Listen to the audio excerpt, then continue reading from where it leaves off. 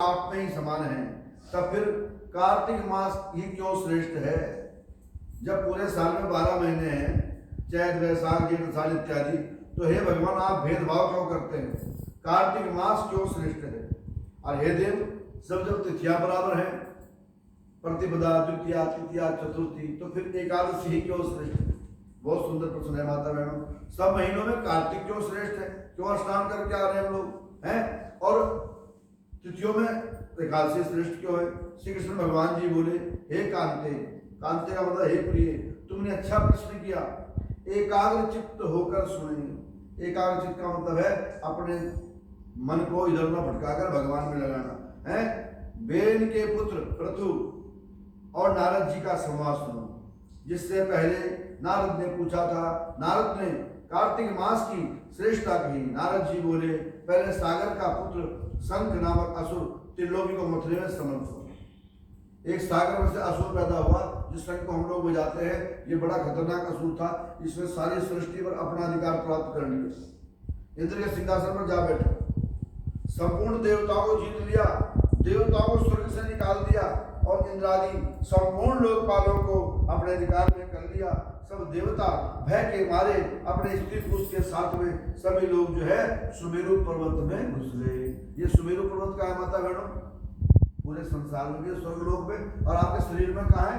ये आपका दिमाग, जो हमारा दिमाग है सफेद रंग का, वही पीछे भेजा कहते हैं, वही सुमेरु पर्वत है। सारे देवी देवता हमारे काम क्रोध लोगों अहंकार से बचने के लिए वहां पर घुस गए। बोलो कृष्ण भगवान महाराज की।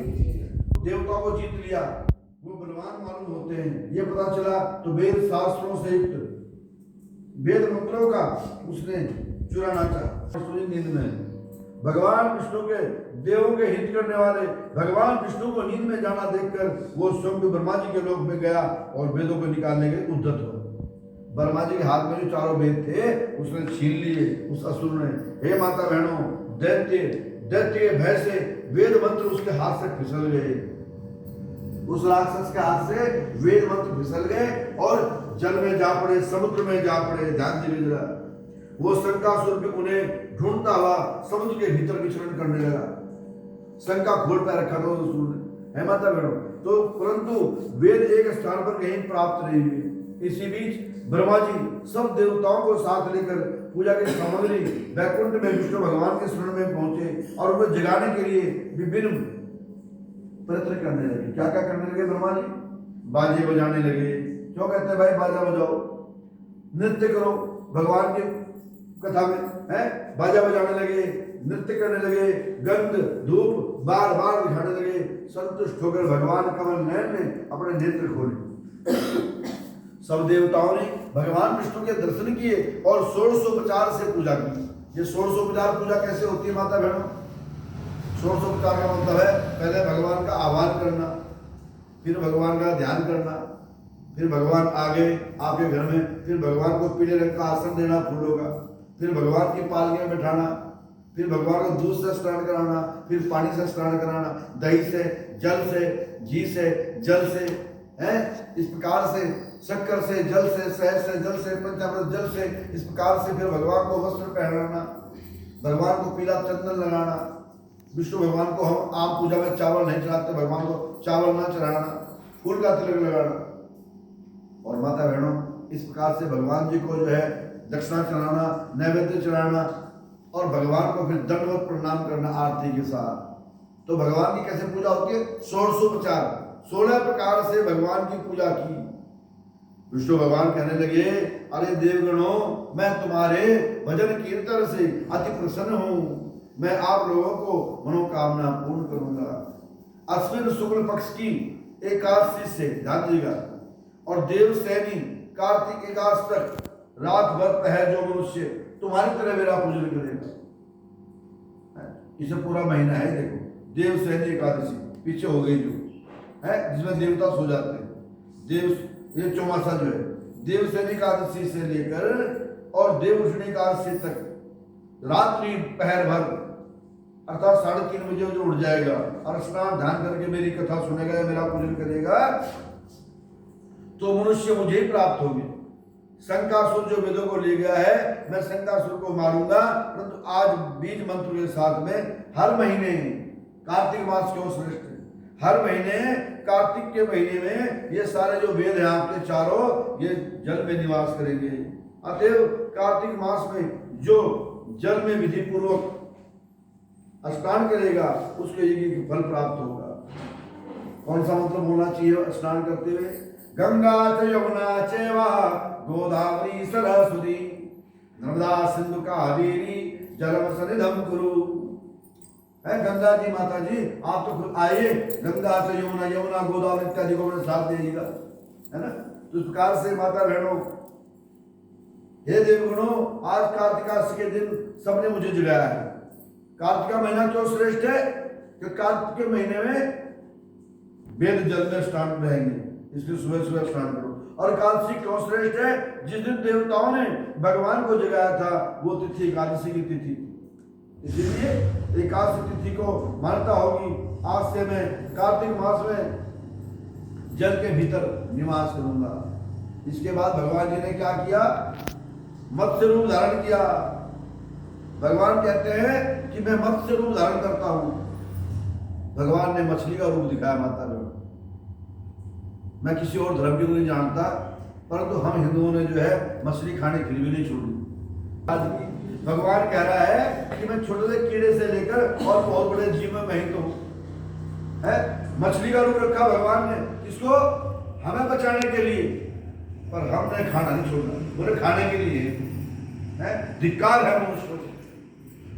भगवान ने वराह रूप रखा, सूर्य रूप रखा, हमने खाना नहीं छोड़ा।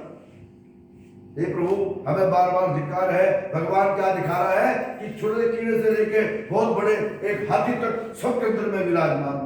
भगवान ने वानर रूप रखा, भगवान ने हाथी की सूंड लगाई, भगवान ने घोड़े का सिर लगाया, विष्णु भगवान ने अपने घोड़े का सिर भी लगाया माता में। तो क्या दिखाया है?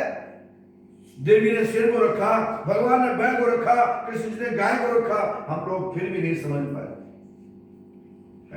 एक तिनके से लेके और एक बड़ी चीज तक जो है भगवान ने खुद को दिखाया है। तो भगवान जी बोले मैं मछली रूप धारण करके जाता हूँ, तुम अपने मुनि के साथ में आना। मनुष्य प्रातः काल स्नान करता है, अक्षय फल की प्राप्ति करता है। जो कार्तिक में सदा व्रत रखता है, इंद्र तुम उनकी रक्षा किया करो। जो कार्तिक के महीने में अपने घर से चल के आते हैं अंधेरे में लोग, अब तो कुछ नहीं माता बहनों। पहले लोग काफी दूर दूर से मंदिर में आया करते थे, कहते थे पंडित जी बहुत ज्यादा अंधेरा रहता है। मैंने कहा भगवान रक्षा करेगा भाई, है। तो भगवान कहते हैं हे इंद्रदेव तुम उनकी रक्षा करो। और यमराज जी को क्या कहते हैं? हे यमराज तुम उनकी विघ्नों से रक्षा करते रहो। और हे वरुण जल के देवता तुम उनके पुत्र पौत्र आदि को समस्त धन धान्य देते हो। ध्यान दी माता बहनों, बहुत सुंदर कथा है। हे कुबेर, कुबेर का नंबर है। कुबेर कौन है? धन का खजांची। हे कुबेर व्रती लोगों के लिए धन की वृद्धि करो। ये मेरा रूप धारण करके साक्षात जीवन मुक्त है। माता बहनों, जो अपनी इस कठोर नींद को त्याग कर इस समय सबसे ज्यादा नींद आपके सुबह के समय इंसान को, वो भी कार्तिक के महीने में ठंड में है, जो इस समय जो है मेरे लिए उठकर जो नींद त्याग कर आते हैं स्नान ध्यान करके, वो आम इंसान थोड़ी है। भगवान जी बोले मेरी तरह ही है, मेरे रूप है, वो जीवन मरण से मुक्त हैं, बात धारण करते हैं, तुम्हारे द्वारा पूज्य हैं, इसलिए तुम्हें कार्तिक एकादशी को जगाया है, इसलिए सदा मान्य होगी। कोई सवाल कर रहे हिंदुओं से, हमारी माता बहनों से कि कार्तिक तिथि क्यों प्रसिद्ध है? वो इसलिए प्रसिद्ध है, इसलिए ब्रह्मा जी ने, सभी देवताओं ने विष्णु भगवान को इस दिन जगाया था। माता कार्तिक का महीना क्यों प्रसिद्ध है? तो कार्तिक के महीने में भगवान को सारे वेद प्राप्त हुए थे और जल के अंदर निमग्न रहेंगे। नारद जी बोले ऐसा कहकर भगवान विष्णु मछली का रूप धारण करके विंध्याचल पर्वत पर निवास कर रहे हैं। कश्यप जी जलांजलि, कश्यप मुनि की जलांजलि में आ गए। माता बहन कश्यप मुनि जी हुए जिनके देवी देवता मनुष्य हम लोग सभी संतान हैं। अगर अपना गोत्र हम भूल जाए, वशिष्ठ अत्रि पाराशर गोत्र भूल जाए, तो वहां पर हम काश्यप गोत्र बोल सकते हैं। काश्यप गोत्र जो है प्रजापिता, राक्षस, देवता, पेड़ पौधे, मनुष्य सब कश्यप की संतान है। तो जलांजलि में आ गए, छोटी सी मछली इतनी सी है, उनकी अंजलि में आ गए, उनको कमंडल में डाल दिया और वो कमंडल में समाई। अगले दिन क्या देखते हैं, कमंडल में पानी तो है नहीं, इतनी बड़ी मछली पड़ी है। कश्यप ऋषि ने सोचा मछली थोड़ी बड़ी है, कुएं में डाल दिया गया। अगले दिन क्या देखते हैं कि मछली और बड़ी हो गई है। मत्स्य भगवान बड़े हो गए, तब उन्हें तालाब में डाल दिया गया। तालाब में कश्यप ऋषि ने जब डाल दिया तो क्या देखा कि तालाब में अगले दिन पानी तो है नहीं, बहुत बड़ी मछली पड़ी। तब अपने रथ पर सवार करा के उस मछली ने कहा, हे कश्यप ऋषि जी, मुझे समुद्र में डाल दिया जाए। तो वो मछली जो है माता बहनों, मत्स्य रूपधारी भगवान कश्यप ऋषि ने समुद्र में छोड़ दिया। भगवान ने शंकासुर को मार दिया, स्वयं बद्रीनाथ को चले गए। वहां सब ऋषि को बुलाकर कहा, भगवान ने आदेश दिया, हे मुनीश्वरों, तुम समुद्र जल के भीतर छिपे हुए वेद मंत्रों को खोज लाओ, जितनी जल्दी हो सके उन्हें निकाल लाओ। तब तक मैं देवताओं के साथ में प्रयागराज में ठहरता हूँ। कहा तो बद्रीनाथ और कहा इलाहाबाद प्रयागराज। बद्रीनाथ में घोषणा की कि आप लोग जल को लेकर आओ, तब तक मैं प्रयागराज में ठहरता हूँ। नारद जी बोले, तब मुनियों ने बीजों सहित यज्ञ मंत्रों को, कौन कौन से बीज है माता बहनों, छंद, ज्योतिष आदि है, वेद शास्त्र, इनके साथ में वेदों का उद्धार किया। ऋषियों ने जिसने उसको निकाला था उसी ऋषि के नाम से प्रसिद्ध हुआ। जब आपने देखा होगा ब्राह्मण लोग जब आपके यहाँ पूजा करते हैं तो वेदों के मंत्री के साथ ऋषि का नाम लेते हैं। अग्निदेव को क्या कहा गया, सांडिल्य ऋषि का पुत्र, तो पुत्र नहीं है। अग्निदेव के जो मंत्र थे वो सांडिल्य ऋषि जी निकाल के लाए जल में से, तो जिसने जो निकाला उसका नाम ही पड़ता चला गया है। तो भगवान को सब ऋषि ने सारे वेद निकाल कर भगवान को समर्पित कर दिए। संपूर्ण वेदों को पाकर ब्रह्मा जी ने प्रसन्न होकर देवताओं से अश्वमेघ यज्ञ किया। यज्ञ के अंत में गंधर्व कौन है माता बहनों, हम में से ही है।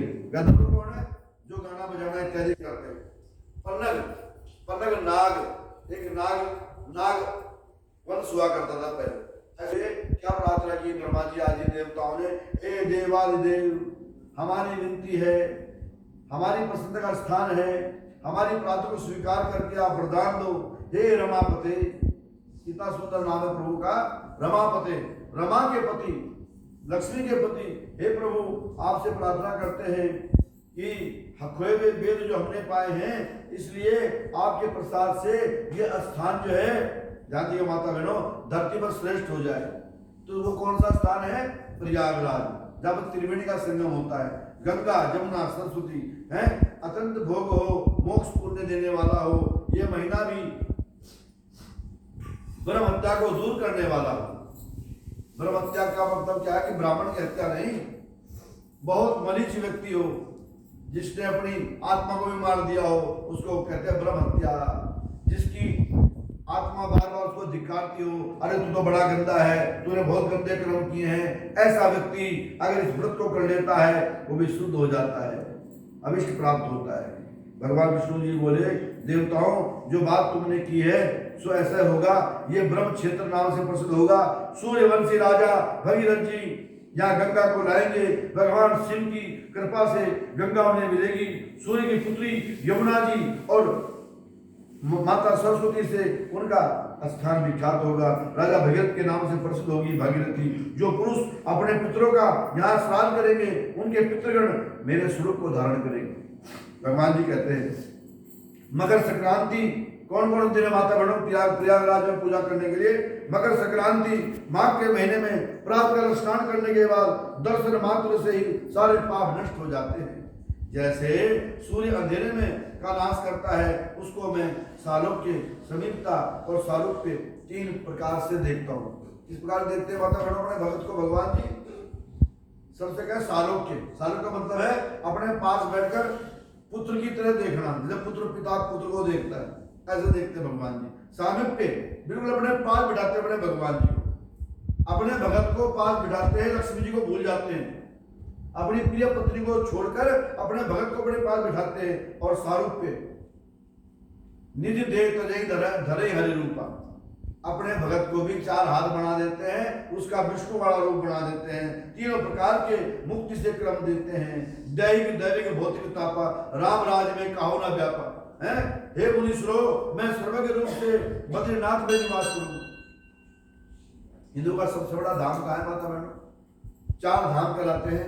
इन चारों धाम की यात्रा होनी चाहिए इस जन्म में। बद्रीनाथ, केदारनाथ, गंगोत्री और यमुनोत्री, इनके साथ में द्वारकाधीश, वेंकटेश, आपके रामेश्वर इत्यादि, प्रयागराज इत्यादि भी हैं। हे मुनीश्वरों, मैं बद्री वन में निवास करूंगा। जो फल स्थान 100 वर्षों में मिलता है ना, वो तुम्हें एक दिन में प्राप्त होगा। बद्रीनाथ के दर्शन 100 साल के ऊपर निकल जाए, एक दिन पूजा हो जाए तो सूर्य जी बोले, भगवान विष्णु देवताओं से ऐसा होकर ब्रह्मा जी आदि सभी अंतर ध्यान हो गए। सभी इंद्रादि देवता भी अपने अंशों से प्रयागराज में अंतर ध्यान हो गए।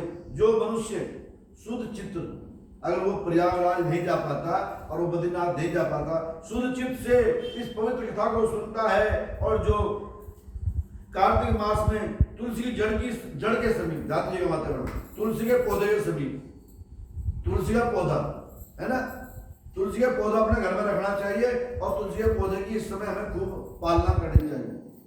तो तुलसी के पौधे के समीप जड़ में जो हरि का पूजन करता है ना, भगवान सारी राम जी की शादी करते हैं, तुलसी की जड़ में रख देते हैं। तो इस प्रकार से उनको प्रयागराज और बद्रीनाथ जाने का फल प्राप्त हो जाता है तथा उस लोक के भोगों को उपभोग करके अंत में वो इंसान जो है बैकुंठ धाम को जाता है। और बैकुंठ धाम का मतलब क्या है?